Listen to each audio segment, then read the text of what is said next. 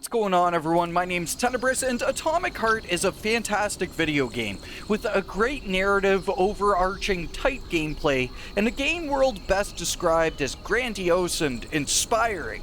But when you get to the end of it all you get is sadly nothing.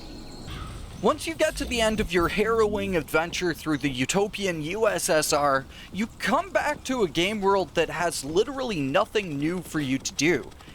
If you have a few testing grounds left to complete, you can get to those, maybe put together a final weapon or two, but other than that, there is nothing to do outside of go for car rides through laboratories and fight through simple waves of enemies.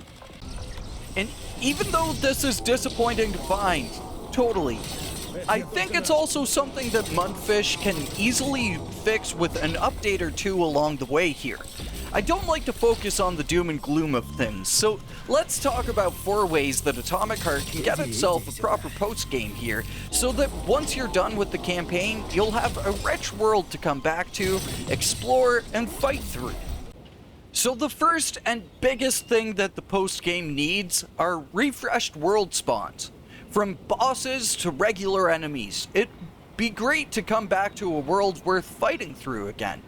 Once you defeat major enemies, they don't get repaired like regular enemies, and that locks a lot of the harder to get materials away once you clear the game, meaning that you just flat out cannot complete certain weapon upgrades if you don't have the materials before completing the game.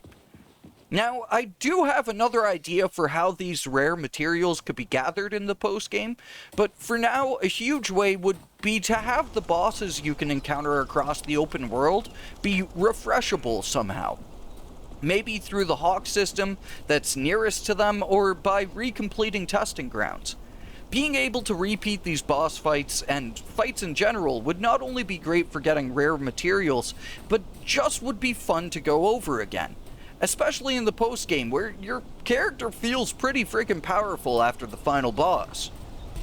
But there's a way the game could have engaging and challenging fights all across the map, by adding a new threat level.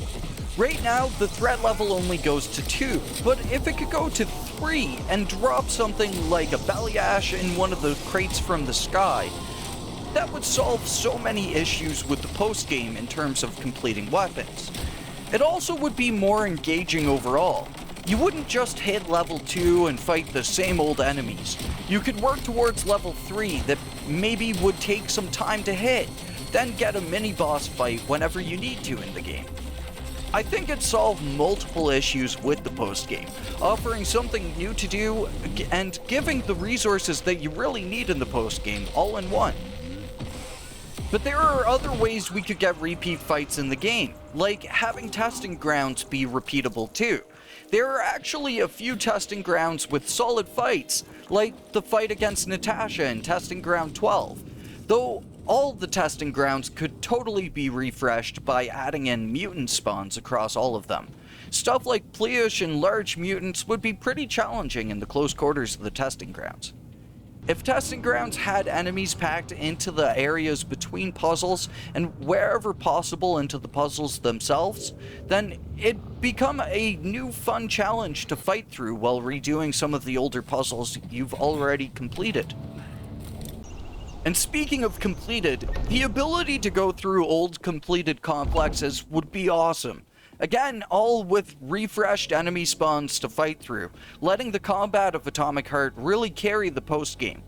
When you strip away all the plot and puzzles of the game, all you're left with is this really solid combat system, and having the ability to just indulge in that combat system would be great for the post-game. Complexes offered some of the best combat in the game, so the ability to go through VDNH or Pavlov again and fight through hordes of enemies, it'd be awesome for Atomic Heart as a whole, I think. So let me know, what would you like to see for the post-game of Atomic Heart? Or would you rather see something like New Game Plus be a feature?